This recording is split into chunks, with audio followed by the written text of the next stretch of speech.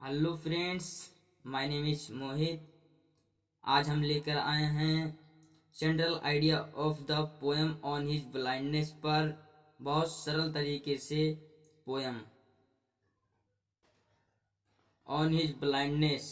On his blindness on his blindness का अर्थ होता है अंधा होने पर, जो कि यह बहुत आसान से इसको हम बताएंगे। तो शुरू करते हैं friends. The central idea of the poem on his blindness is that the poet become blind in the age of 44। यह है कि कवि 44 साल की अवस्था में अंधा हो गया था। नाउ ही इज डिस्टर्ब, अब वो परेशान है।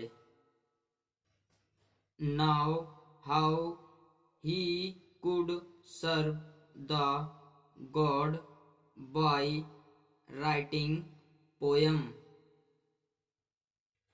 कवि सोचता है अब कविता लिखकर ईश्वर की सेवा कैसे कर सकता है।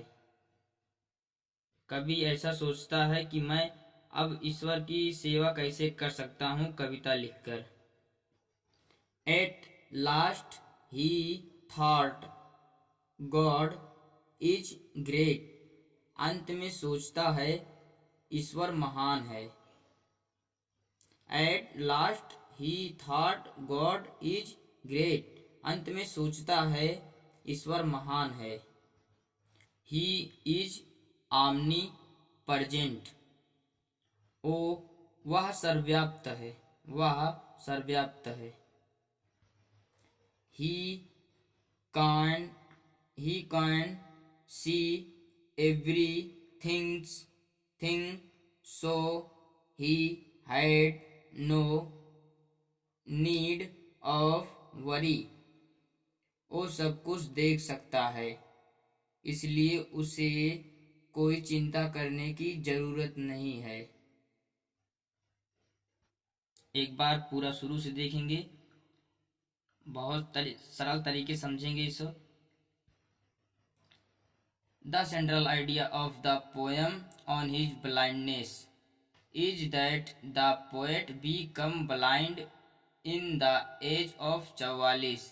यह है कि कवि 44 साल की अवस्था में अंधा हो गया था। नाउ ही इज डिस्टर्ब, अब वो परेशान है। Now how he could serve the God by writing poem, कविता लिखकर ईश्वर की सेवा कैसे कर सकता है। At last he thought God is great, अंत में सोचता है ईश्वर महान है। ही इज आमनी परजेंट, वह सर्वव्याप्त है।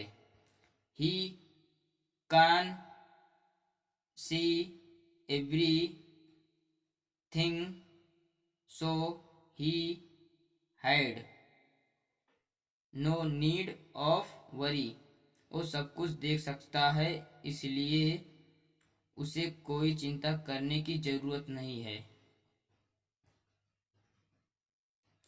ईश्वर सब कुछ देख सकता है, इसलिए कवि को चिंता कोई करने की जरूरत नहीं है।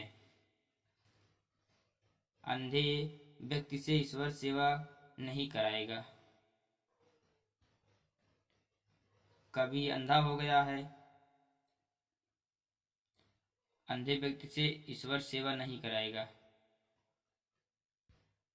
थैंक्स, वीडियो देखने के लिए थैंक्स। पसंद आया हुआ है तो लाइक और सब्सक्राइब करना मत भूलिएगा। फिर मिलेंगे अगले वीडियो पे।